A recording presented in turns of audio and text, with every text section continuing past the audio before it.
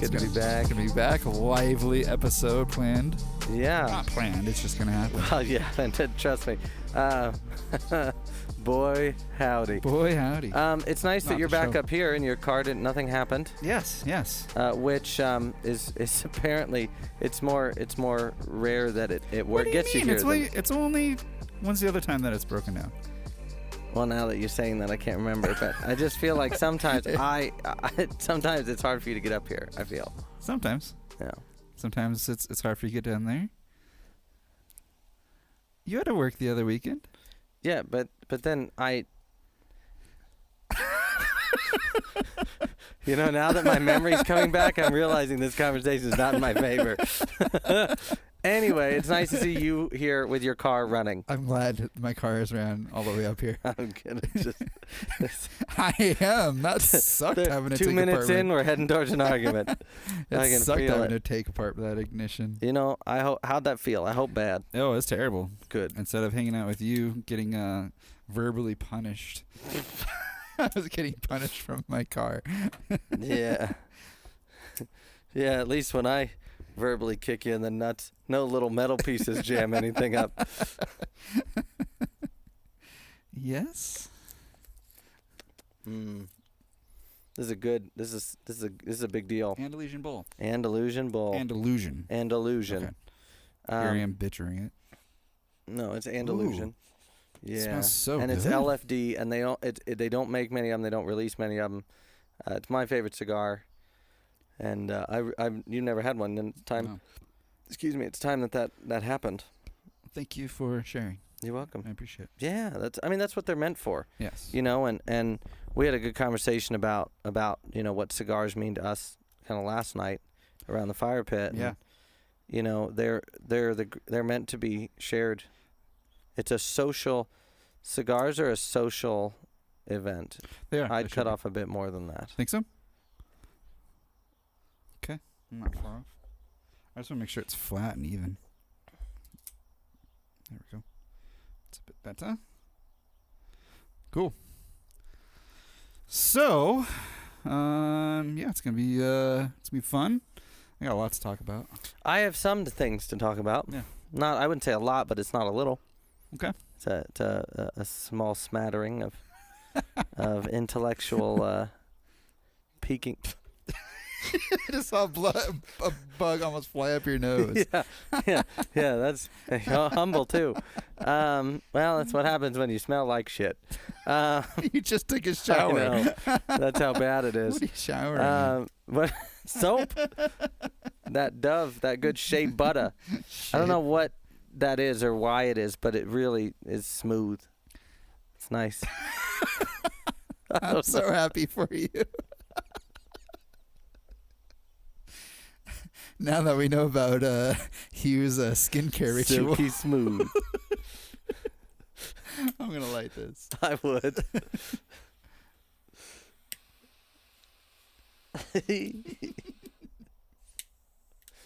Top 5 things to not say on the air.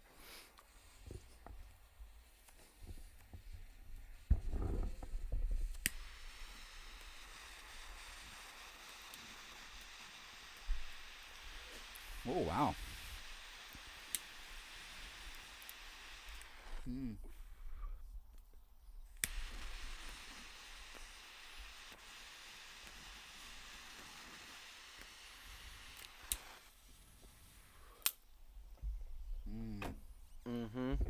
Yeah. And we're featuring Citadel Gin. I've never had it. It's a French gin. And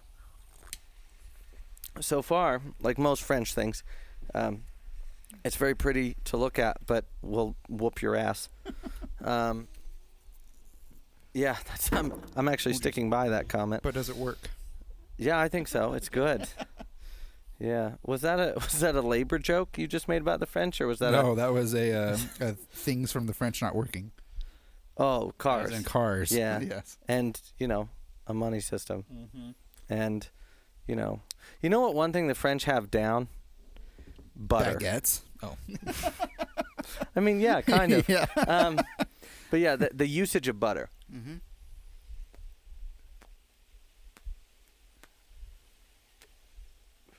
I saw a really good quote the other day. The guy said, if we don't have butter and we don't have flour, why come to Italy? Yeah, makes sense. I can think about 7 other reasons, but, peasants, what are you going to do? What a pedestrian thing to say. He was a chef. What a pedestrian thing to say. Yeah, so what do you got? What do you got topic-wise, sir? I have been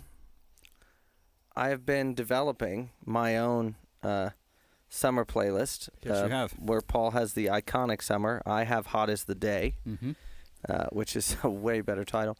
That's pretty good. Yeah. Oh, I know. Yeah. I know. Do you want to know how I know? Because I did it. No, I'm just kidding. I'm in a sassy mood today, so I'm going to just let... Usually I try to tone it down, but I'm just... honestly, in the words of my good friend Ollie Smith, I can't be bothered. But yeah, no, I've been... So, and I've been... It's... I feel like good summer music... It's all about the beat. It's all about the feel and the vibe. Yep. And I think EDM is such a great example of that. And I'm eating words from Culture Beast like episode 12 or whatever it was. But yeah, I love it. And I do go more towards like the old school songs that are remixed, like the old soul and funk and that kind of thing. But I'm enjoying it. And I've got some Surfaces, other stuff thrown in there. Yeah, the playlist. A couple Elton Johns, Stevie Wonder, fun songs, Jamiroquai. Yes.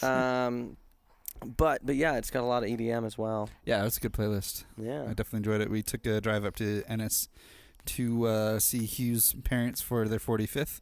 Yeah, and 45th found out wedding that anniversary. his mom does not listen to the podcast.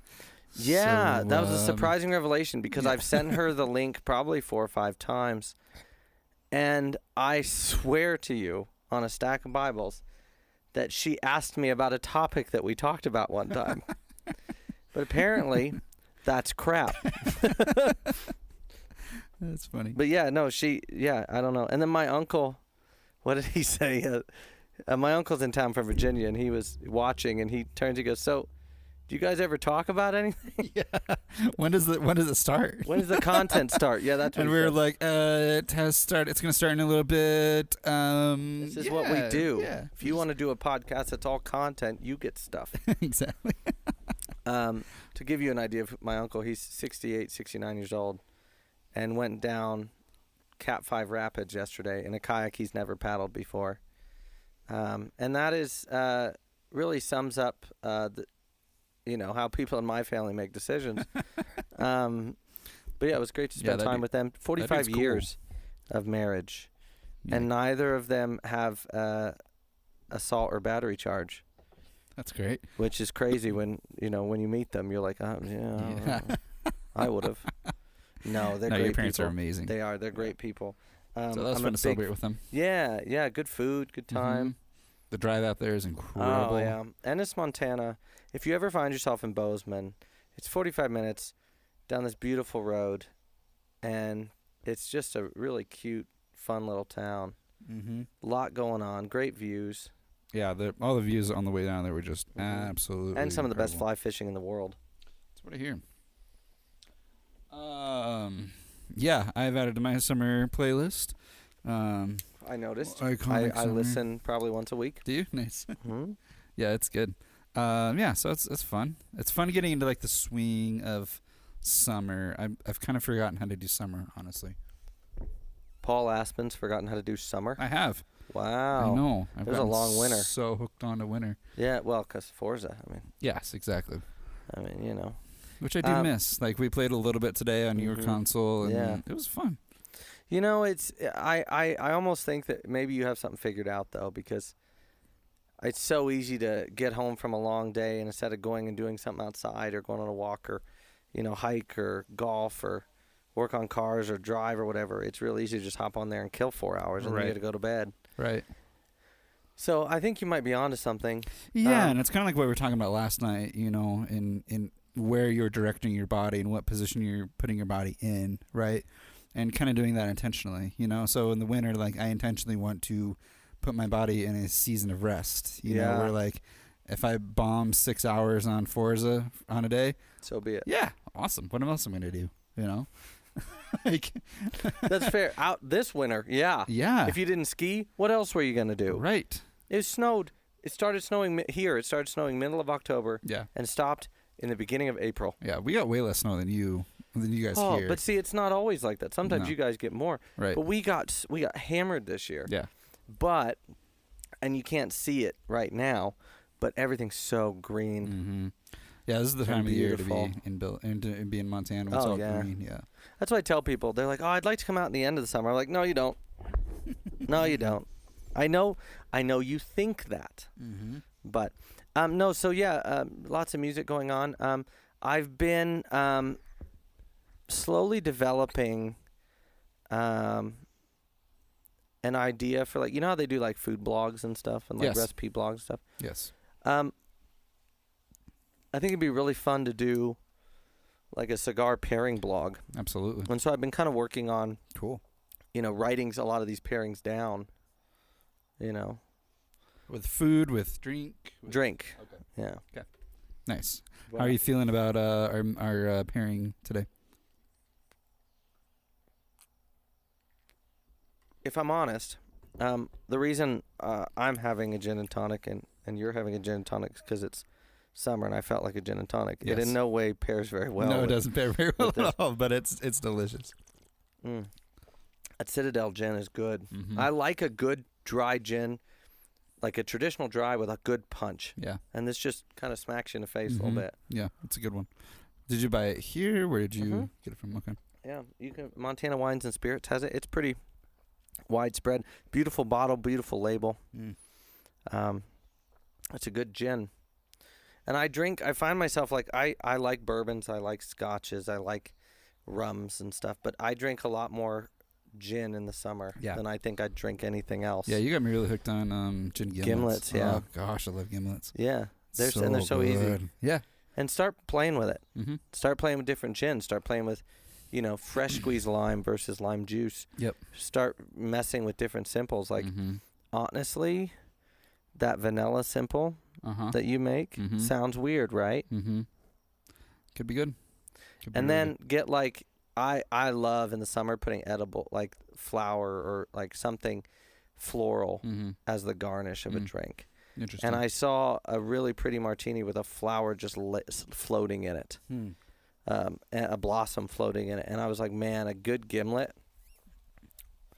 Yeah. And so I think, and I go for lighter drinks. Like I go for gin and tonics, gin gimlets, dry martinis. I go for more citrus forward, like a horse's neck, which is, brandy, bitters, and club soda and then you peel a whole lemon and twist it in the glass. Ooh. And it's originally a Royal Air Force drink. Oh, nice. Yeah, it's called the horse's neck. But yeah, so like I find myself gravitating more for that, where in the winter, I'm old fashions and scotch and rums. Like overproofed rums and things like that. So it's really interesting for me, because it's summer's. I mean, look at how I dress too. Summer's such a transition for me. Yeah. And when I'm in winter, I look forward to summer and all that it has to offer. Right. Recipe wise and fashion wise and food wise and all that stuff. And then when I'm in summer, I long for the winter. Exactly. And that's I think, like, living well and intentionally is doing those things, like understanding what season you're in and trying to do everything you can to thrive in that season, Oh yeah. Absolutely. It just makes the season a whole lot more enjoyable, and you look forward to it. Well, yeah, and that's great that you said that, because I was going to touch on that. Like, it's a very interesting, to actually like kind of plan a couple of things in the summer and a couple of things in the winter that you have to look forward to. Exactly. That's exactly why I try to have my Xbox, because when fall comes around, I am so excited to put away all my projects from the summer and just play Forza. Play something on Xbox. Like I love tending my yard. And I've worked really hard on it, and we're still working hard on it. That's great. But the flip side of that is, like, by August, I'm really ready for there to be snow and not have to worry about it. Yeah, exactly. But projects that are happening this summer versus the winter, I'm really excited for the next year for both of us, just for knowing what's coming. I'm going to jump topics here. Go ahead. Because I feel like we could go on this tangent for a long time. I want to talk about how I had a change of heart about the 24-hour Le Mans. Oh, okay. About the NASCAR team that brought the Camaro. Yeah. What a story. Uh-huh. 1. 2, what a car. Yes. And 3, they drove, from what I've read, because I didn't get to watch it, much of it. They drove a really great race. Yeah, that's what it sounded like. And they obviously they're not going back winners, but they're going back with, and I love that one of the articles said this, they're going back with a vault of knowledge and information. Yeah. And can you imagine what they take from that and implement in their cars? Oh my gosh. Yeah. And I said this morning, this crossover between motorsport is, and we've talked several episodes about the crossover of different drivers. Yes. But we've not necessarily seen different cars. Right. Yeah. Crossover. And it's not like an Integra or like a Acura. It's a freaking NASCAR. Like a NASCAR. Yeah, it's a NASCAR built platform. Yes. In a beautiful Camaro chassis. I mean, those, Dodge has the Hellcat and Ford has the Mustang and the GT500, and all that stuff. But Chevy's really dialed in, where Dodge and Ford kind of they're selling. So Chevy really continually upped the performance and the handling, and they really paid attention to each Camaro that they released. Right. And I honestly think of the 3 pony cars, I think it's the best to drive. Yeah, I haven't driven one, but I could. I've driven all 3 of them. I didn't drive a Hellcat. I drove an SRT. I should say I have I actually got to experience driving. Oh, okay. And the new ZL1 Camaro, and the latest rendition. Right. And it is it's a responsive car. It's not a muscle car. It doesn't drive like a muscle car. Right. It's not. It reminds me of a European sports car. It's twitchy and nervous. Okay, so that is a Buick Roadmaster station wagon from the 90s with a 582 crate motor in it. Really? It just sounds lopey. Yeah, and it literally sticks out the top. It's awesome. Raked. It's nuts. Love that. Anyway, that's why I love sitting outside. Yeah, God bless that man. But we have this amazing thing happening now where I think this is going to open, with this situation. And I hope it opens doors to, let's switch the tires and the suspension on a GT3 car and take it to Formula Drift. Yeah. Why not? Yeah, that'd be very interesting. Let's put off-road suspension and tires on, a Formula E car and tackle WRC. You know what I mean? Sure. Stupid shit. Yeah. But I think it's great. Yeah, it's cool that Jimmy, what's his name? Not Buffett, obviously. Jimmy, oh gosh. Johnson. Yeah, Jimmy Johnson. Jimmy Buffett. Jimmy Buffett set some great lap times in Margaritaville yesterday. Shouldn't have stepped on that Pop-Tart, but he did find his flip-flop on turn 3. Yeah. And I still think it's his own damn fault. That was good. That was a good tie-in. That was very good. Thank you. I pulled that out of my ass. You did, and it was perfect. Thank you. Yeah, it's just cool that he.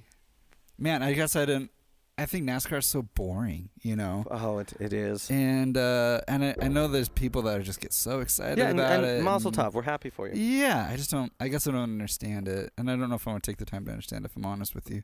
Well, here's the thing with NASCAR. You have the time to understand it. It doesn't take long. It doesn't take long. That's true. There's 3 rules, and first and foremost, don't turn right. You'll be fine. Yeah, pretty There much. are a few tracks where they turn right. Yeah, which are really cool to watch. Like those are the ones that I will pay a little bit of attention because to. everybody's so freaked out they have to do the other way now. Yeah. Can you imagine if somebody started a NASCAR? I've always thought about this. If somebody just accidentally started a NASCAR race backwards, they couldn't do it. No, because all right turns. Nor should you. He couldn't do it. He wouldn't know what to do. That's true. Yeah. Yeah, I'm sure. The cars are obviously said to be biased on that side. Yeah. So, I mean, maybe we have like a handicap league. Handicap meaning not. I meant like, they have to go right, but they're still geared for the left. So it's a like a mulligan. That's what I should have said. Mulligan, yes. Yeah. Ooh. Well, that was. It's been fun. Yeah. Your new host will be here next week. No, I thought the car looked super cool with like the headlights and taillights, all the lights around it, and it was just cool. I don't know. It brought. I think it brought a spotlight to NASCAR that they've needed. For people like me that blatantly don't care about NASCAR. People like us. Yes. Yeah. But man, it gave me so much respect for the owners, for the drivers, for the team. And Jimmy Johnson's been driving NASCAR for a long time. Yeah, and he drove. Yeah, I know. That's what I'm saying. Like he's who was Button? Who is the James Button? I'm not familiar. He seems new. No, he's a old Formula One driver.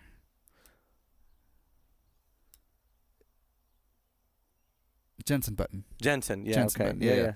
Yeah. He drove in it. No kidding, I didn't know that. Yeah, Jensen Button, Jimmy Johnson. I didn't know that. Mm-hmm. Well, they're testing all platforms. Isn't that cool? I would love to see what a Formula One driver could do in a NASCAR. Yeah.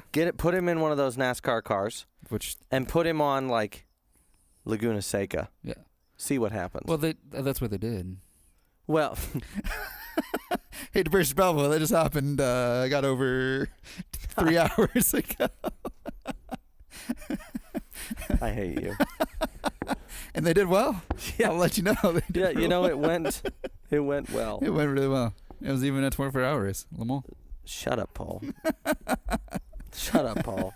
But the whole experiment, like him driving, all three of them driving was a really interesting experiment in seeing like what they can do both in like preparing the car for a car that shouldn't be prepared for that race. How well it did. They did the fastest pit stop. Yeah. From what I understand, with using manual jacks, which is wild. Well, but you have to. I'm sorry, nobody pits faster than NASCAR. What? Those guys are nuts. Doesn't Formula One pit faster than NASCAR? I'm not sure, but I would be willing to bet that I'd be willing to bet. Yeah. Because those guys, they pit in a way that it's not even an art form anymore. It's on a different world. Yeah, it's just the last Grand Prix, Red Bull did a 2.1 pit stop, and the announcers were like, "This is just the team." They have the best drivers, they have the best research, they have the most best cars. Money. Yeah, but they spend a lot of time practicing pit stops. Well, yeah, they spend a lot of time doing everything. Right. But they have the money to do so. Mm-hmm.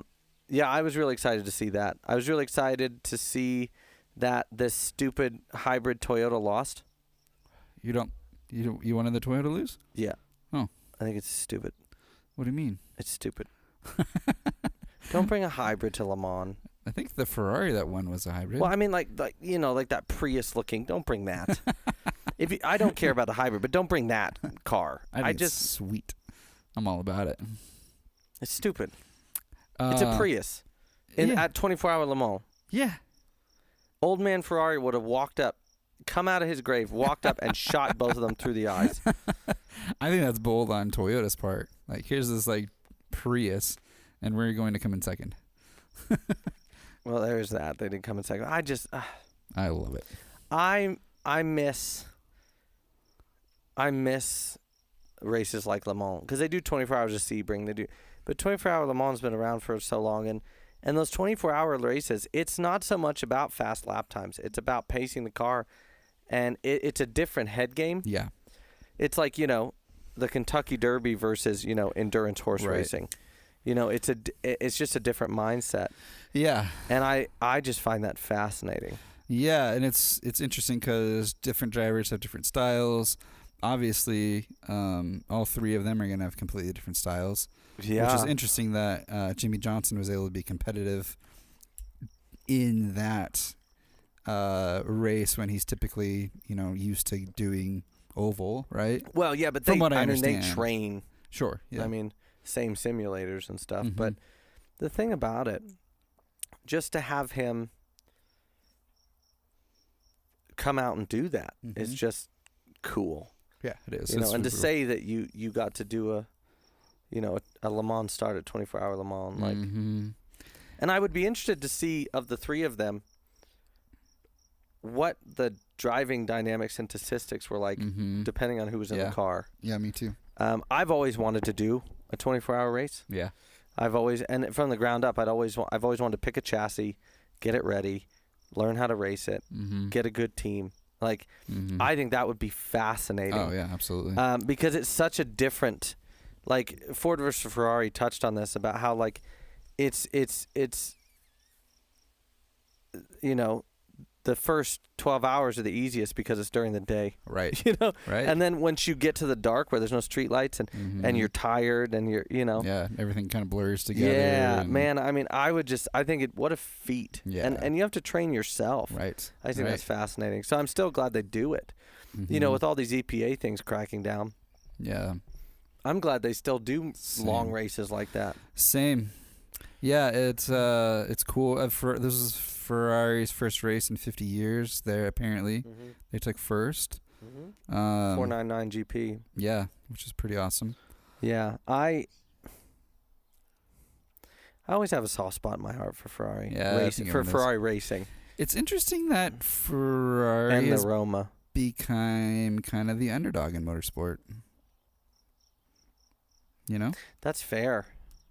Yeah, because their Formula One team just doesn't. The car is just not what it is. Yeah.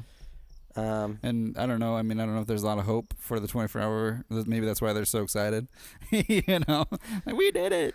Well, I think. I don't know. I'm not going to speak on that. I don't know, but I'm real glad that Ferrari's still a household name and so respected. Yeah, me too. Because I just love what Ferrari's built on. I agree. And I love the Italian car makers because they truly don't give a shit what anybody else is doing. That's a fact. What do you got? I've picked two. Oh man, there's so much stuff. Pikes Peak is this weekend. Yep. I'm excited to watch Ken Block's daughter. I don't know if she's there. I don't know how. She's running the Porsche, I thought. Well, she's also doing the Ohio rally right now. Oh. So I don't know where that. Well, I know his Porsche, the Hippolophagus or whatever they call it, is going up the. I know it's going up, and I thought his daughter was driving it. Yeah, maybe there's just like people there testing this weekend. Yeah. I don't know, because I saw that all-wheel drive 4-rotor Mazda 3 testing. Yep. So I kind of needed... That thing sounds ungodly. Yeah, yeah. And we kind of touched on that last night, that rotaries are just... They're literally like traps for demons, because they just sound like demons when they're just full bore. They're amazing. Yeah, it's fun seeing Adam Mosey diving into them a little bit more, and... He has 2 rotaries at the moment, which is fun. And we're talking like how, information is more available for rotaries. You know? Yeah. People are starting to make parts again for them. So they're not as scary as they used to be. I mean, they're still scary, but there's more information on them now, which is really amazing. So, but yeah, there's a lot of motorsport that happened this weekend. Drift Masters, the second or third round happened this weekend. I just caught bits and pieces of it yesterday. Kalle Rovanpera was in this one, qualified third, and then had a manifold explode on him during his first lead run. Yeah, so that was kind of a bummer to not see him do better, but yeah, I don't know. And then Formula D Japan happened this weekend. There's just a lot of stuff that happened, which was well, and that's cool. I mean, this is very, kind of the first opening of summer, and that's motorsport goes nuts. Right. So good. There's a lot. There's a new car got unveiled this weekend. Did you see the new Porsche? Mm-hmm. Yeah. What are your thoughts on it? The 918, is that what it is? No. 964? No, it's the Mission X. I thought it was a homage to hypercar? The electric hypercar? Yes. The Mission X. Is that what it is? Uh-huh. Okay, yeah. I think it's absolutely stunning. I do too. I think it's absolutely stunning. Yes. And it just it looks like a GT car. Like it looks like that kind of just big squat nose but long tail and it is it's gorgeous. I was hoping you were going to bring that up because I was going to bring that up. The Mission X and it's of course they developed it for the Nürburgring, but what are you going to do? Yeah. And it is a 1-to-1. Which is the second car in history to ever do that. Oh, really? Well, yeah, the 1-to-1 by Koenigsegg was the first megawatt car. Oh, yeah. So power to weight 1-to-1 creates a megawatt of power. And so in that ratio, and so it's actually the second megawatt car ever. And here's the thing, that's a prettier car than the 1-to-1. Yeah, it's a really beautiful car. The only thing I think they punted on, was making it all electric. And what I am a little sad about is that they aren't pushing their synthetic fuel, that they're investing millions and millions and millions and millions of dollars into. Well, usually when they don't do that, when they don't do something like that, it's because it's not ready yet. Right. But I mean, it's a prototype, right? So it's casting the future. So why not cast the future? Or something's going on with that fuel that, it's not stable or something. Sure. But I don't know. I just thought it was a kind of. I understand. I think that could be a missed opportunity. Yeah. One of my favorite things about it is, I think it's the perfect blend of road-going supercar and hyper race car. I mean, even the interior. You've got the Formula One steering wheel. I don't know what that's freaking called. I should. Yoke. The yoke, yeah. You have this yoke, but then you've got this really nice flowing dash with this screen that's like a teardrop shape on top because it molds into it's just really. It's a great blend. It's got those, the GT3 or the, concept lights. Yeah. But then it's got this amazing, gorgeous hourglass aerodynamic shape, and it's got the doors that go up and out a little bit, like McLaren does. And I love that they're still, just because it's a prototype, just because it's the future, they've still said, but we're still Porsche. Yeah, yeah. We have a certain standard. Sure. To uphold. And I love that they, their pedigree is just so there. I think it's gorgeous. Yeah, they did a really good job with the design for sure. It looks big, but I'm sure it's smaller than what you think it is. Well, I'm sure it's and I'm sure it sucks to the ground. There is one thing that I don't like, and I'm looking at it right now. Hypercars, and they're starting to do those where they have the seat and then the cushions are just pieces in the seat. Oh, yeah. And I just think that's so stupid. Yeah, I'm driving a Porsche, not the Starship Enterprise. Fuck off. I just don't. It doesn't look comfortable to me. If I was going into cryostasis, yeah. I'm not. I'm going to the supermarket. It looks cheap. Yeah. And I'm sure it's a weight. Yeah, exactly. Yeah. And it doesn't look comfortable. And if I'm getting sucked back with probably several G's of force, I don't want a little cushion on my back. I don't, And I think they're cool looking. Sure. But again, in a spaceship. Right. So this is what I brought a picture because I wanted to talk about this. See what I mean? Yeah. I just don't like that. I don't, because in a car like that, I want to be comfortable. Absolutely. Though I will say I love when they do the homage to the F40 and the EB110 Bugatti with the split windows. Oh, yeah. I do like that. I like that. I like that a lot. They did a good job with it. They did a really good job. Now it just has to go like it looks. Exactly. Yeah, it's interesting. Yeah, I don't know how to feel about most of it, but this brings to one of my topics, if I may. Yeah, go ahead. There's been a lot of concepts with that electric retro style concept that Hyundai did. Yes. And this one. Yes. And we're seeing the new clown shoe. Mm-hmm. Yes. Miss. Yeah. Another BMW. Another BMW miss. Bump that noise. Bump that noise. It's literally another BMW miss, which is what the M stands for in BMW. It's miss. Because and it's funny because it's supposed to be a propeller, but it kind of looks like a target. You think they'd be able to hit it. But we've seen a lot of great concepts coming out. I mean, Audi's electric Quattro. Mm-hmm. We're seeing a lot of cool concepts. Mm-hmm. Do you think we're going to get production models of any of these cars? Probably the BMW.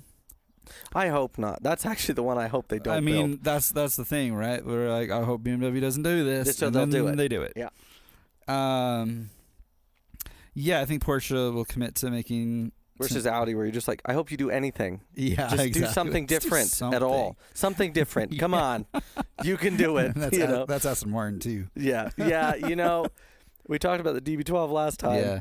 There's a concept that I pray to God doesn't look like the concept. Like their most striking difference was building an SUV. Yeah.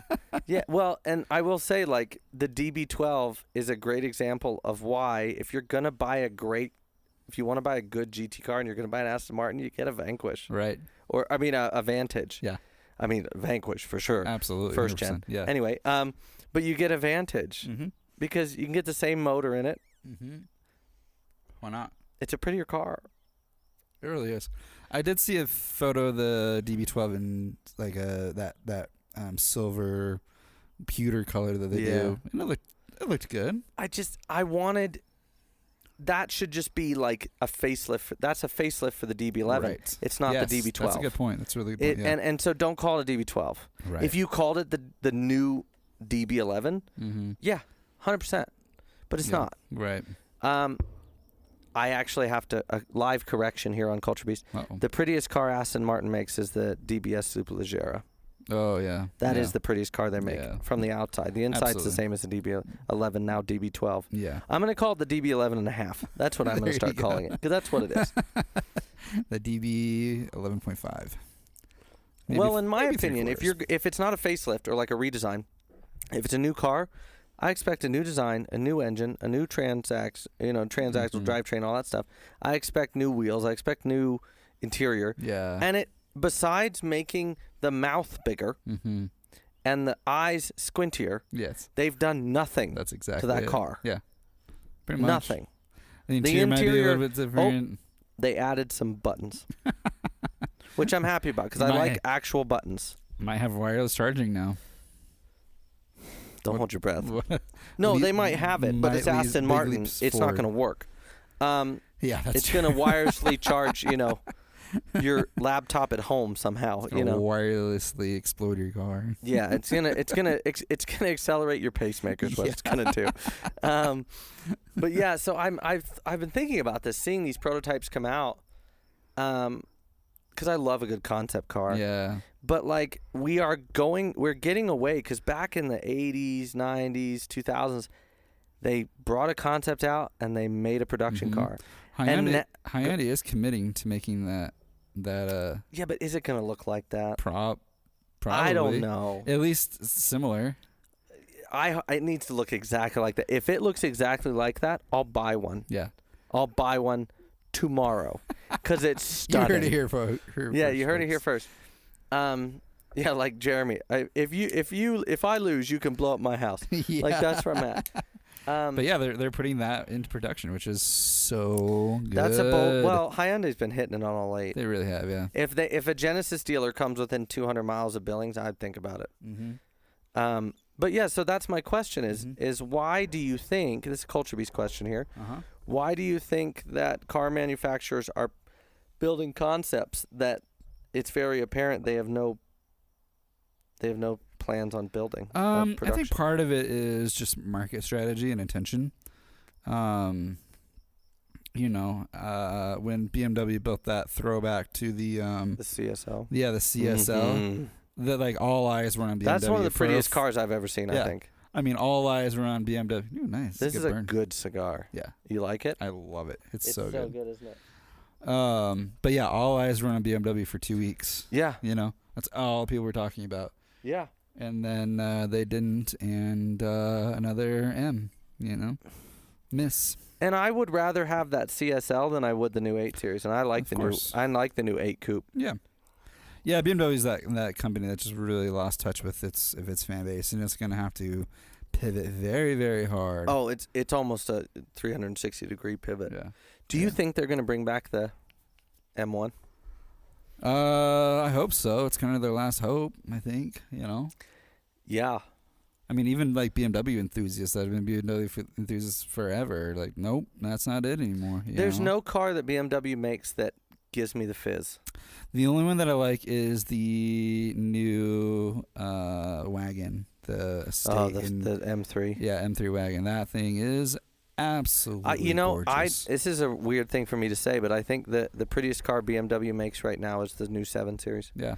I hated them on paper, and then I saw one in person in the Canyon in Champaign. And I didn't know how the boxy modern look was going to go for me, and I really liked it in person. In person, it was gorgeous, it was sleek, it was long, it was angular. But like, I don't.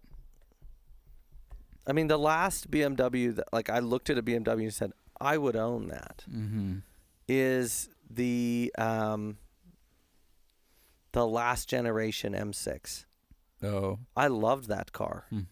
I thought it was a gorgeous car, but that's the only one I could see myself owning of a modern day BMW. Yeah, the only one I could own is the M wagon, M. And see, I like the car. I don't like it enough to own it. Really? I like that it's just absurd. You know, like it's way too fast for what it is. And shameless plug here, if you want to know what we're talking about, Haggerty's Henry Catchpool does an amazing review on it. Does he? On the M3 wagon? Yeah, I didn't realize he did. We watched it last time you were here. Yeah. We did, yeah. I thought it was just on the M. It was on the M3 Touring, the wagon. And then we watched the Valkyrie right after that. Interesting. I thought that was on the... We watched the M3 Touring, the Taycan one. Because he was putting his bike in the back. Yeah. Yeah, you're right. Yep. And so definitely go watch that. So what concepts that are out right now, and this you get to pick one, what concept would you like to see that built? I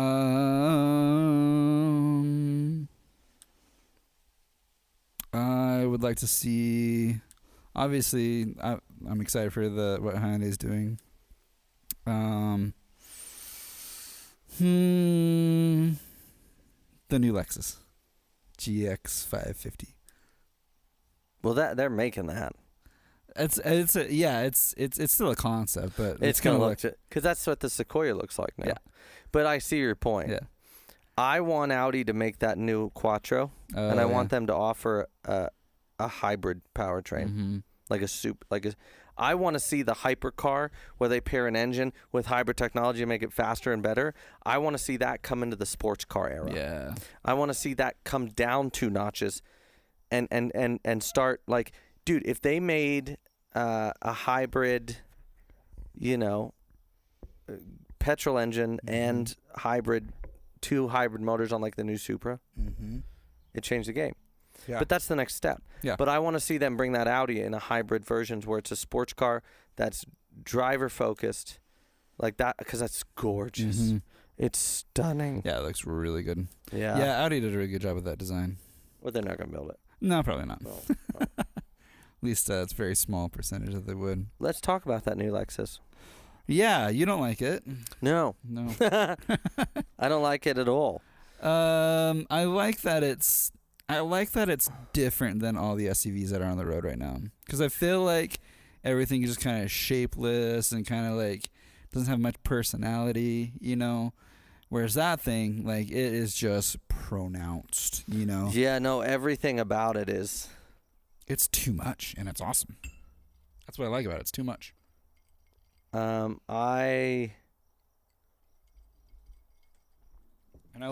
looking at it right now. There's nothing else like it on the road. Except the new Sequoia. No, I mean, the new Sequoia has rounder edges. It's softer than what that is, in my opinion. I feel like that has way more sharp lines and edges than what the Sequoia does. It is. I mean, I think I'd like. Here's what I will say. I think I'll probably like the design once Overland companies get a hold of it, because that body is just by itself doesn't make. I don't like it. I think with Overland gear on it, overlanded out. Yes. I think I'll probably like that. Yeah. And that was one they debuted one that had bigger tires, a little lift, which I thought looked super cool. And I saw some commentary saying that it's pretty big for Lexus to be debuting a car like that, Yeah. And a SUV like that, which is I think Lexus is probably, or Toyota has looked back and realized that half the LXs and GXs on the road are used as off-roaders. Yeah. Not luxury cars. Yeah, and you're seeing more Overland builders going with the Lexus instead of the Land Cruisers, because they're basically the same thing, a little bit more comfortable. Yeah, more fit and finish. Yeah, and you can go more places, or you can go the same places. Yeah, and you can go the same places with real wood trim. Right. Yeah. Put it back in its element, Yeah, exactly. Taking it back to its roots. Hey, that's my cousin. Yeah. No. I don't like it, but I'm on the fence. Yeah. And I think, because Lexus, I'm a huge Lexus fan. Mm-hmm. I have heard rumors that they will be doing like a hardcore off-road version of it. Oh, really? Later. Oh, cool. Which, like a TRD version? Kind of, that kind of, the Lexus equivalent would, I don't know what it would be. Yeah, I don't know either, because it wouldn't be TRD, obviously. No, but so, and that'll be interesting to see. Mm-hmm.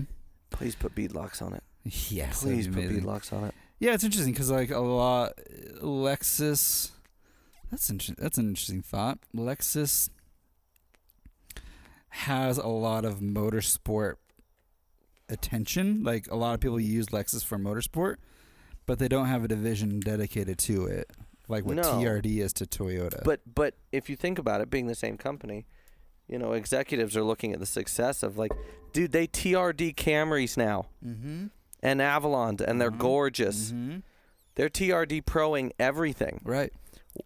Lexus is like, why don't we do that? For certain cars. Obviously, I don't want a TRD LS. Right. That's silly. But you see a lot of Lexus getting prepared for drift. Obviously, like touring cars. Yeah. There's a lot of motorsport. Dude, that RCF is gorgeous. Right? Baby LFA. Yeah.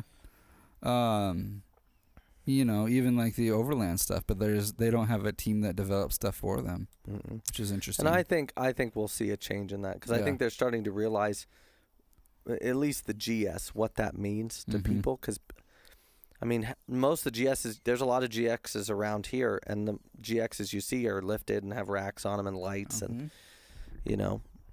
I think we'll be pleasantly surprised. I hope so. Yeah. Me too. What you got? I kind of wanted to shift away from cars just a little bit. Okay.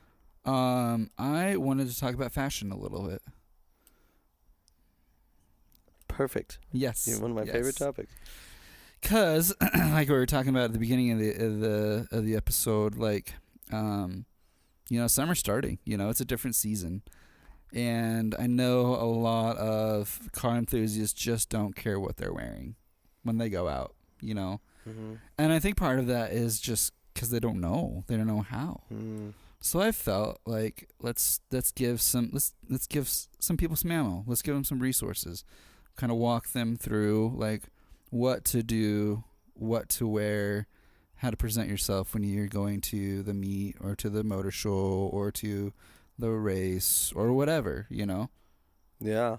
I think the first thing that came to my mind when you said that was, I think, with motorsport or driving or what, even if it's, taking your Porsche up the highway or whatever, just for a joyride, I think that certain things really do make a difference. Like, of course, the shoe. What are you wearing?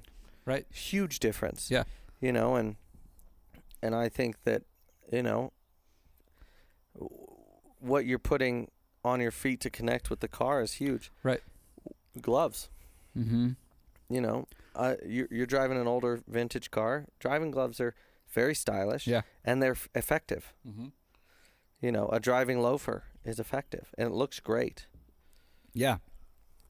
Yeah, absolutely. And that's what I want to kind of touch on. So, like, if you are, let's say, I'm going to give you a scenario, okay?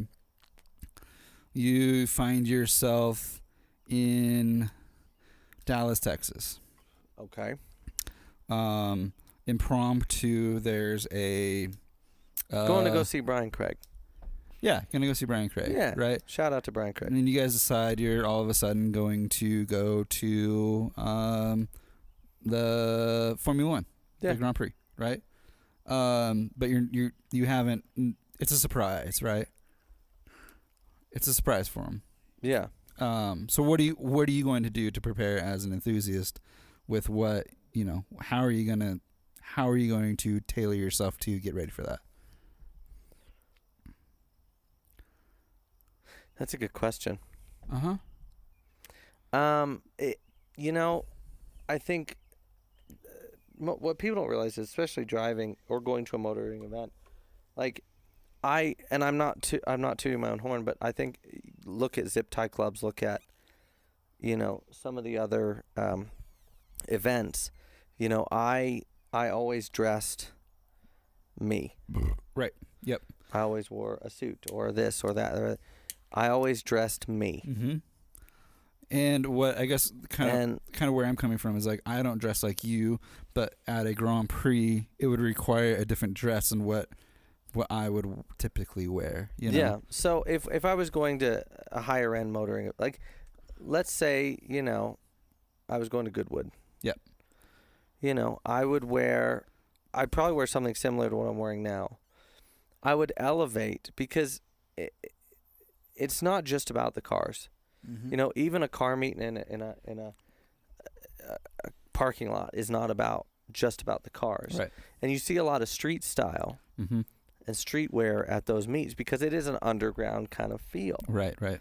And that's why I loved wearing suits to these events, because it just was against the grain. Right, yeah. But if I'm going to Formula One in Dallas, it depends. I'm going to try to be comfortable. Right. But I'm going to try to showcase style and elevate to where I'm at. Yeah. I'd probably wear something similar to what I'm wearing now. If I were going to Goodwood, I would be wearing, probably a linen suit, an ascot, maybe a walking stick, because there's a lot of walking at Goodwood. People don't realize that. But let's say, like, you don't have the fit. Where are you going to get it? Oh. Like, give people a resource. So a lot of people are so afraid. Back 10 years ago, getting a.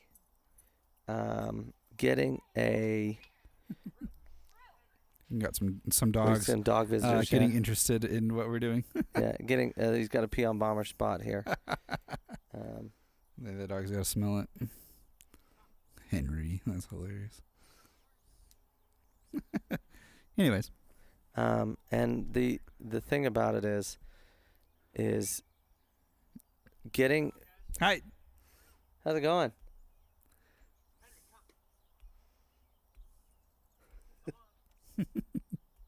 Probably smells our dog. Yeah. We'll edit that out. Yeah, you too. Pausing. All right. So I think part of it is knowing the look you want before you get into the event. Like, okay, I want to kind of have this vibe or this look or this feel. And then the second thing is 5 or 10 years ago, ordering a suit or ordering something online was unheard of. Right. Like, because you want to try it on. Now we're at that point. We're at that point where, you can, I mean, the linen I was wearing last night came offline, and it fits great. Yep. And don't be afraid to order offline. Always order a little bigger than you need to, and then have it tailored. Yep. But there are so many great stores give online discounts, from Etnies to Hugo Boss to, whatever. But I think the first thing is always seeing, figuring out how you want to look, and then appropriately go to the store, whether that's online or brick and mortar. So back to the question. Yeah. Sorry. So you're in Austin. You're in Texas. I don't live in Texas, so I think you're asking me where I would go. I don't know. Well, I've seen you dress well from Old Navy. Yeah. I've seen you dress well from JCPenney. Macy's, but yeah. We have a JCPenney in Billings. I never went there. Yeah, I've seen you dress people there a whole bunch. I've seen you buy stuff. Dillard's. I went to Dillard's. Dillard's, that's right. Yeah, sorry, Dillard's. I think so. That's what I'm trying to. Yeah, you don't. I mean, honestly, a lot of my cool stuff that I would wear came from vintage stores and thrift shops. So you would seek out a thrift store or like a vintage shop for a lot of like the bigger pieces. Yeah. Because the thing about vintage stores versus like Goodwill and stuff, Goodwill's great for jeans and stuff like that, but vintage stores or thrift shops, there's a certain level of care and maintenance that go into one, preserving it, and then when it goes to that shop, in keeping it nice and fixing it up to sell. It's curating. Yeah, and Sherry at Montana Vintage does a great job of that, but I it all depends, I think Amazon has a great plethora of places that you can buy from through them. Sure. That you can get pretty much anything you want. I mean, like those day. New harem pants in a few days. Yeah. Those new harem pants, those new linen shirts, that's all Amazon. I got it through Amazon. Yeah. The Japanese pants that I gave you through Amazon. Right. Because it gets here quick. And I know that for any single reason it doesn't fit, send it back. Yeah. No questions asked. Yeah. That's the other thing is that, when you're shopping online, that is an option. You have to be able to send it back. For me, Gap, Old Navy, for more street style, Zoomies. Yeah. It's all about it. I understand the question. It's really hard though, because it's all about what your style is. But I think people think that they need to go get a Ferrari racing jersey and they need to go get a Ferrari this or this and that and the other thing. Right. And they don't. No. I'm sorry, but if you were to wear something like this to Formula One versus something like, a Ferrari jersey, I guess is where I keep coming back. Yeah. You're going to stand out. Right. And people are going to ask you who you are because you look like you don't belong there, but you do. You know what I mean? Right. I hope that was helpful because I'm just kind of having a hard time. Yeah. Gauging what you're wanting me to say. Yeah, and I'm just wanting just kind of some people that don't have your style finding themselves in a situation where they are surprised that they're going to Formula One, and how do they get themselves prepared quickly? Yeah. Online, honestly, it's the only way to do it, or a vintage store, or there's bigger cities they have Porsche outlets and they've got that's a good point. Yeah. Go spend for Formula One if it's not going to be too hot. Get a nice white T-shirt, some skinnies, some nice sneakers, and go get whatever your team is, Ferrari, Porsche, whatever. Order a racing jacket. Yeah. And a cap. Yeah. And then if you're wandering the pits, you're gonna look like you belong. Yeah. And you're gonna feel comfortable because you look like you belong. Exactly. And you thought it ahead of time. Yep. We had some people in Billings, come to some of the meets greased out because they just clapped a new tranny in their car and came over, transmission. You got to be careful these days. And I think that, you put so much time and effort. People would spend days cleaning, vacuuming, waxing their cars for a zip tie club. And then they would come in stained jeans, a T-shirt that had ketchup on it. Yeah. And it's like, this wax on your car is a lie. Right. It's a lie. Right. And so I encourage people to elevate their shit. Yeah. But on the flip side, you can put together an outfit like this. I mean, I'm wearing, these shoes came from Montana Vintage. These pants came from Dillard's. This shirt came from, it's a Levi shirt. It came from Montana Supply. This hat came from Old Navy. These glasses are Rains. The most expensive. If I were to take these glasses off, I'm wearing under $100 worth of clothes. Yeah. These glasses are Rains. And that would be a Formula One Oh yeah, no, outfit, you'd be great. I definitely recommend insoles for these if you're gonna be. But yeah, around, yeah. So on the flip side, like something that is going to Japanese kind of neat pop up, alt race, that kind of a meet. There's a couple companies that I wrote down this morning. I want to not that. Wow. That list will cost you $100. Yes. There is a company called Period Correct. Have you heard of Period Correct? No. So I'm going to look these up as you give them to me. Yeah, please. Period Correct. Just clothing? Yep. It is what the name incurs. It's clothing and T-shirts, and houseware stuff. Period Correct. There we are. Oh. Yeah, just cool vintage looking T-shirts, which I think if you are going to the 24-hour Le Mans, you could, or something around those, you could wear something like that dressed up. Oh yeah. This is fascinating. Mm-hmm. Do you have one of their keychains? What's that? Do you have one of their keychains yet? I do not. I should. Do they even have toolboxes? Yeah, they have some really cool stuff. So that would be something that I would say if you're planning something like that, and it's going to be a casual day, you're going to be there a long time, whatever, that could be something that you could wear, even alt race or something like that. Mm-hmm. Another one is called Fliegentilt. It's a German brand, FLGNTLT. FLGNTLT. TLT? Uh-huh.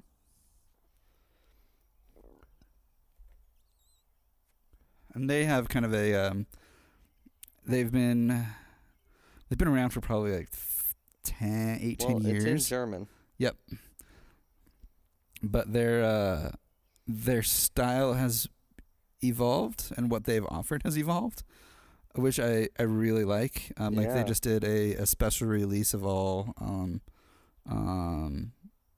Formula One stuff, which is kind of like a throwback. They have some kind of Marlboro inspirations. So just looking at their Grand Prix 2 collection, I've put together 2 outfits already. Yeah, it's really well curated. If you were to do some joggers, this Fliegentilt shirt, and then a button-up open, with a flat a cap. Yeah, done. Yeah, done. And that would probably be $130. It's a motorsport company, you know. So as you're going to meet, you can curate your outfit to fit, to look good, but also represent motorsport as well. Yeah. Our buddy John Ludwig, he's got some cool merch that just came out. Shouts to John Ludwig. Yeah, I like John. There's a company called EZET Vintage Goods. It's ESZETT Vintage Goods. Okay, spell that for me one more time. ESZZ. ESZETT. Is this another German brand? I don't know where they're from, but they specialize in hats, kind of retro throwback hats. They're out of LA. Yeah. Sometimes they'll get legitimately vintage. Okay, this is a hot sauce company. Oh. Sometimes they'll get legit vintage motorsport gear, But a lot of it, they're haberdashery, yeah. Yeah. But they have some kind of cool, like, corduroy hats and a lot of cool old school patches. Yes, exactly. So I think that's a fun hat you could put on, to match like whatever you do in. Dude, they've got some cool old racing jackets too. Yeah. Oh, there's a golf livery one. Mm-hmm. Yeah, so that's another good option for people to look at. And there's a really good it's a fun company called Go Fast Don't Die. I've heard of Go Fast Don't Die. Yeah, out of Montana actually. Mm-hmm. Cool company. Yeah, they got some cool stuff. They do. Their shirts are cool. Their hats are really great. They have some good merchandise, like accessories, I should say. But if it were me, I mean, these jeans are Lucky Brand. Mm-hmm. They're on sale, $50. Fit good, look good. Nike's you'd $50. Be amazed how good how good you'd look if you did like a vintage pair of Levi's, an old ruddy pair of cowboy boots, and a nice shirt, like, and a cowboy hat to Le Mans. People would ask you, Carol Shelby who? Kind of thing, you know what I mean? And I think that's important to remember. Yeah, absolutely. Is that it doesn't really matter how much you pay for it. Yeah.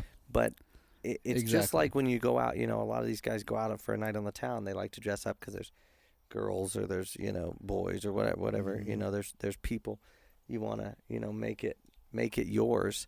You can do that at the car meet too, mm-hmm. for less than what you think. Mm-hmm. You just have to be intentional about it and seek out the right things. Yeah, that's what I wanted to touch on. That's a really good. And see, I'm sorry I didn't understand it at first. I was also making sure that what these people were doing to my neighbor's house. But I think it can be daunting. Yeah. And I think fashion, what people don't realize is it comes from in here. Mm-hmm. And it doesn't matter if somebody else thinks you look good. As long as you think you look good, mm-hmm. fuck them. Yeah. I mean, seriously, dude. Mm-hmm.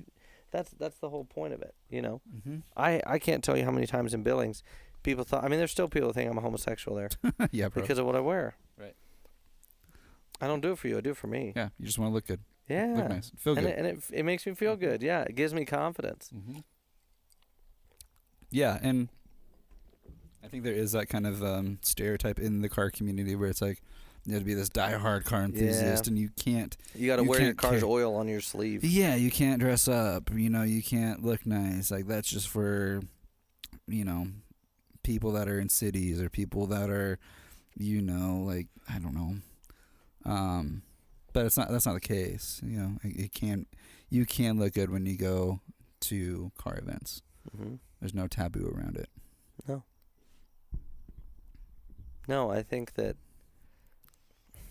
it'd be, there's like the Festival of Speed or the Revival. I mean, mm-hmm. like it has a dress code, mm-hmm. and I think that'd be cool to do.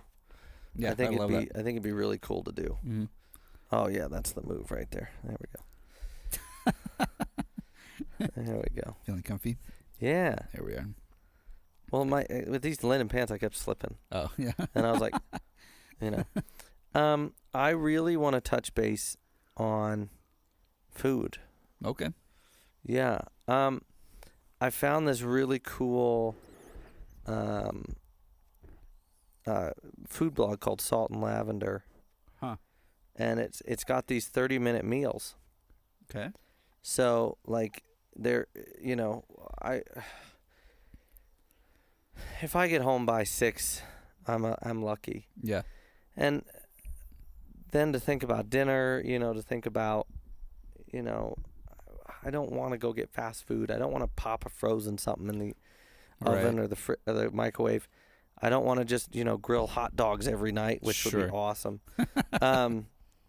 So I've started like, when we go to the grocery store, we plan like, 6 or 7 recipes that we like, and we get that stuff because it cuts down on waste. But these are great recipes, 30 minutes or less, usually one pot, and they're really easy to make. Yeah. And it's called Salt and Lavender, and this lady, Natalie, wonderful lady, Natalie, curates this thing. And it's changed the way I've eaten.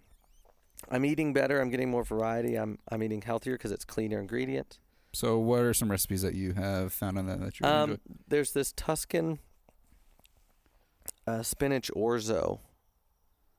So it's Italian sausage. Orzo is a small like rice-like pasta, and then spinach in a cream sauce, and it's delicious. There's a Korean broccoli and beef. There, the one that we did we really liked. There's one that's like a sun-dried tomato creamy gnocchi. Ooh. You know, there's one that's lemon pepper and dill and garlic fish. You know, over rice. There's all these things. But yeah, they're really, really cool. And there's a lot, like there's, probably 25, 30 on each page, and there's 16, 17 pages. Wow. So, I've been cooking more, and I love to cook, so it's been doing my heart good, Cooking is so much fun. Yeah. And I'll like always kind of do this. Oh, I don't want as much of that. Oh, I want more of this, or I want to add garlic, or I want to, Yeah. So it's been really fun. But you also have some good cooking hacks. Me? Yes. Yeah. Well, that's because I like it to be good, but I don't want it to take, my 3-hour chicken and dumplings. The spaghetti I make now, the sauce I make now, it takes a long time, but making it's not hard. It's just it takes a while to cook it. Right. But like my chicken and dumplings takes me like 3 hours, and that's about the max. Yeah.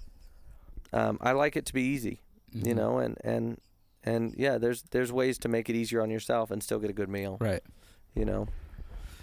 So. Yeah, I've heard you talk a lot about Costco, getting a lot of like frozen chicken at Costco, or get the meat at Costco. Yeah, the rotisserie. So yeah, like the chicken quesadillas. Yep. I love the ones from Taco Bell, but they're not healthy. Right. It's actually funny thing. A survey came out, and Taco Bell is the healthiest fast food. That's interesting. Yeah, isn't it? But so I'll get like Costco. You can buy rotisserie chicken, but you can also buy it deboned. The vacuum sealed, and they brine them. They're delicious. But what I do is I freeze half of it and then take some of it, and I'll put basically whip up taco seasoning, cayenne, all the, little sage, Yeah. And I'll just let it sit in that, and I'll just take it out when I need it. And with the wraps, the different flavored tortilla wraps you can get, the sun-dried tomato one, and it makes a damn good quesadilla. Yeah. And then I take. Because I'm fat, I like ranch and spicy mayo mixed together. Yeah. Excuse me. Bless you. Somebody had to. But yeah, so I mean, I really like to cook, and I really like to eat healthier. I like to eat well, but I'm also just gassed. And this has been a great resource to be able to make a good meal in not a lot of time. The other thing is I'm really getting into, oh my gosh, this seat just is making me I'm going to have to sit up like this. I've been doing a lot of in the winter, I don't do them right now, but I do a lot of soups, white chicken chili and stuff in the crock pot. Yep. But yeah, it just because you're working a lot, and everybody's working a lot these days, that doesn't mean that you can, you still have options if you want to cook. And the portions are usually for 3 to 4 people. Yeah. So. Yeah, I kind of partition my meals in finding things that I can make a lot of that I can freeze and then have later. So like in the summers I'll do a lot of pork shoulders. Ooh, yeah. So I'll do pork shoulder in a crock pot with like a taco seasoning on top, and then I've been doing a wheat beer in it as like a really? Marinade. And the beer just makes it just so soft and just, it's so good. So, what am I doing? These are just some of the recipes I wanted to show you. Oh, yeah. Yeah, so I'll do that over rice. Sometimes I'll do some of the Heinz 57 sauce on it, that red sauce that they make, Heinz, which is delicious.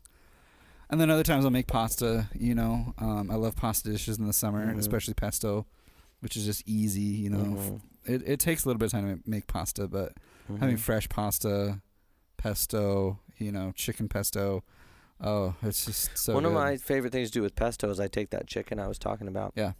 I cube it up. and fold it in pesto. And then I'll get a nice, like, mild cheese like Havarti or Gruyere. And I'll make, like, a panini.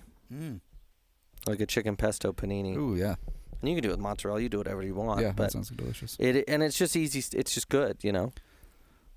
I love pesto. Mm-hmm.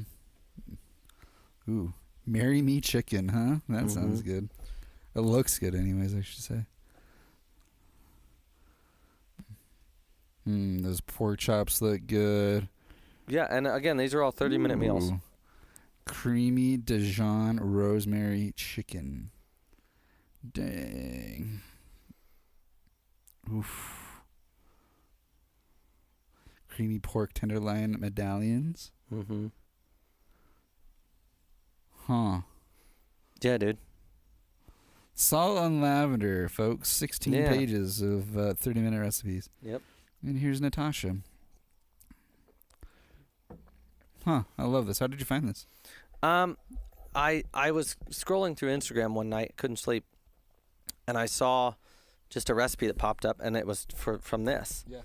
And so I just went down this rabbit hole, and it's all different kinds of food. Oh, the chicken bacon gnocchi is really good. Chicken, bacon, and gnocchi sounds. That's a great combination. Yeah. But yeah, so it's been really fun. You know, easy Thai chicken curry soup, you know. It's just, you know, spinach salad with bacon and eggs. Like, it's just easy stuff. But it's, you know, I mean, this is creamy gnocchi with sausage. It's a fucking hamburger helper. Yeah. But it's because hamburger helper takes about 30 minutes to make. Mm-hmm. But by using fresh ingredients, it's better for you. You can doctor it up. You get more nutrients out of it. Mm-hmm. And you're not wasting food. You know, I've never had hamburger helper. You're doing all right. Yeah. Yeah, you're doing fine. Because there's really no need to have it. Yeah. If I'm being completely honest with you. But you know what I mean? It's just really been helping me because I just come home and I'm just dog tired. Yeah. But I love to cook. Absolutely. Food's my love language, you know. And when I come home from work, I'm typically want to get started on a project or work on a project. So I want something that's kind of quick. 30-minute meal, 20 minutes to eat it. You're done. Yeah, exactly. Or 15 minutes to eat it, 15 minutes to clean up. You're still done, you know, in an hour. Yeah. So it's been so much fun, you know, because we'll get a recipe and we'll do it. And then I'm like, you know, next time I'm going to do this, you know. Yeah. Try to change the recipe a little bit. Yeah. And like the Tuscan sausage spinach orzo, like I want to do it with gnocchi next time. Ooh. You know what I mean? Like, so yeah, that's been really fun. And it's been a good resource. Salt and Lavender has been a great resource for. I should look into that because I kind of get stuck in this cooking rut where I just kind of make the same things and I don't really know where to go or what to do. Well, and what we've done is we make a grocery list based off that and a couple other things that we like. And then, you know, when we go back to the grocery store 2 weeks later or whatever, because we usually go about every 2 weeks, we're not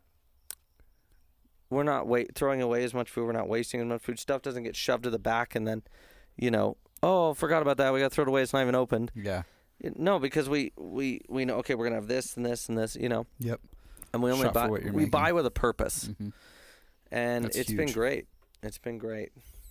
And we're eating healthier because, you know, listen, by the time I DoorDash something or by the time I go get something and bring it back, it's been 30 minutes. Right.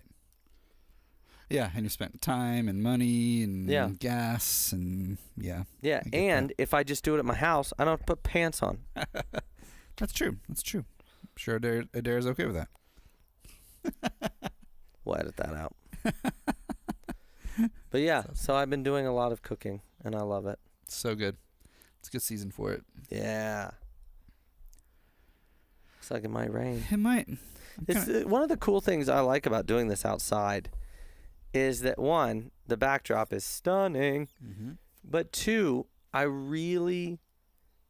there's something about just, you know, we're doing the podcast, but we're also relaxing outside. Yes. It's like the best of both worlds. It is really nice, yeah. You know what I mean? It is. And I like it. Our first ever Culture Beast episode was outside. It was. in your driveway. I should post that. I still have it. Your old driveway. Yep. That was hysterical. When we went down the rabbit hole of the new Volkswagen Atlas wheel colors. Oh, yeah. You remember that? And we were, I mean, Mujibajarum or whatever it was. Oh, man. I went on a rant because I was like, what is this even? Dude, that was good. Here's some thunder in the background. Yeah, see? So good. Well, we're at about an hour and a half. Yeah, I'd say that's good. And so I'm out of topics. Yeah, me too for this week. Yeah, I have another topic, but I'm saving it for next week. Me too. Or next 2 weeks or whatever. I do cherish these times that we get to do this. It is fun. And I like that every episode, none of them have the same feel. Mm-mm. Like this was a more subdued episode, I feel. Mm-hmm. But we got into some stuff, some more factual things in it. And, other episodes are loosey-goosey all over the place. And I just like that there's a nice flow. Mm-hmm. Yeah, we get into topics and talk about it for a little bit. Yeah. Move around. And that's, when my uncle said, when do you guys get to the content? That's not the point of Culture Beast. Mm-mm. The point of Culture Beast isn't, here's content that other people are doing. In fact, Culture Beast is a conversation. Mm-hmm. It's not really a podcast. It's a conversation. And I like that. That's where the whole thing started from. Yeah, we don't have like a checklist of questions. We kind of have ideas of topics we want to talk about, but it usually leads into other things. Oh, I saw this. Yeah. And it's a conversation, and that natural progression, I think, is what sets Culture Beast apart. Exactly. It's fun. So thank you for watching. Yeah. Thank you for listening. Thank you for being a part of this journey. This is episode 36. Yeah. And clip 40 here pretty soon. Next couple weeks. Yes, we are. And you know what? There are a lot of great episodes to look back on. Mm-hmm. And so I encourage people, start going back through them. If you signed on at episode 10 or 20 or 25 or 30, go back through them. Yeah, absolutely. Because there's some great moments. I mean, the pouring risottos. Yeah, that was hilarious. There's some really good moments. Yeah, we had some great moments. Yeah. And if you could, people always say, like, comment, and subscribe, but that does really help because it does. Every content creator is up against the algorithm, the whims of the algorithm, and that's unfortunate but true. So even if you listen to us for just a second, subscribe, and then you can unfollow us afterwards. But just like and subscribe and share first. Yeah, we're petty. Well, I am. Just do it. Do it now. Well, please. thank you. Yeah, thank you. Right now. Right meow. The number under here. No. Thank you for listening. Thank you for watching. I appreciate you guys, and hopefully you found some good resources in this to help be intentional this summer.